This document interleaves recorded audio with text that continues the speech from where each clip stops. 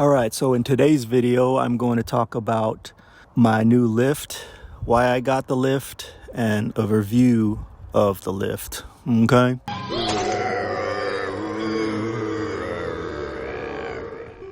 For the past 2 years, I've been going back and forth with what's the better lift.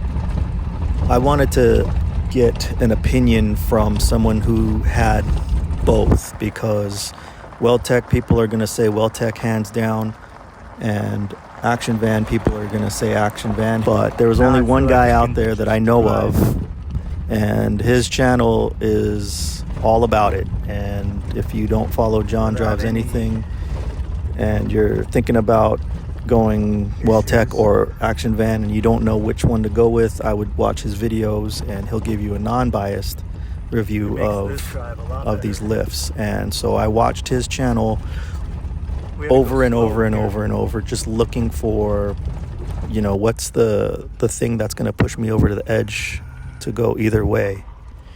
Let's see how we do here. The ride quality from either is basically the same.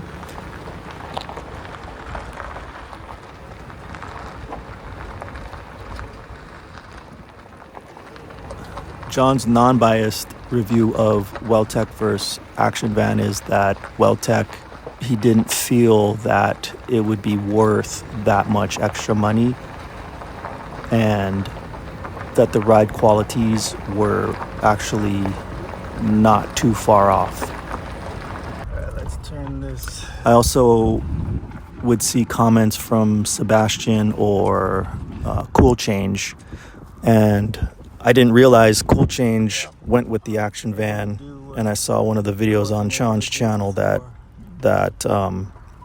made me start leaning towards an Action Van, and Sebastian also did his review and mentioned that the front coil springs on the Action versus the Weldtech, Weldtech's was from a Bronco, and Action Van was a custom spring that could hold the weight of these vans. So that kind of started tipping me towards the Action Van.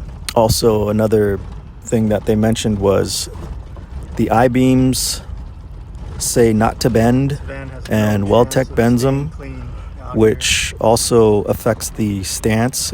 It narrows the stance just a little bit. And when I heard that Larry had 20 plus years experience working on these vans, that also pushed me towards an Action Van. Well, they've only paved them up to this point.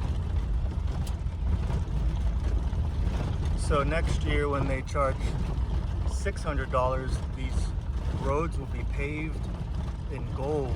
My first impression when we got the van back was that it felt solid. The ride was a lot softer. The van's suspension could now absorb the bumps, whereas before we were bottomed out. Everything that Larry mentioned was pretty much crushed under the van. So going over speed bumps and going over rough roads did not feel so violent. It smoothed everything out. The ride is a lot more comfortable. I like sitting higher and stable. So now the van feels like my old FJ, my 2010 FJ Cruiser. Some of the cons for having this lift is now Mrs. Chico can't get in or out. So we're going to have to get a step or a step ladder. When the wind catches, it really pulls. Our parking, it's like a sail.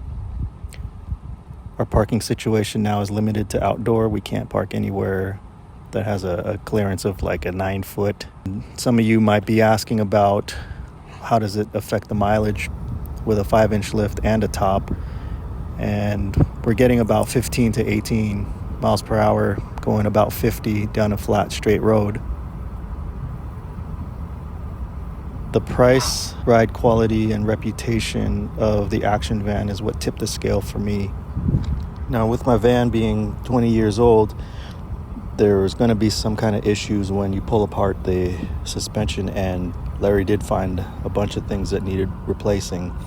So those little costs added up, and the price of the lift and installation and all the extras still ended up being cheaper than the Weldtech install, just the kit and install.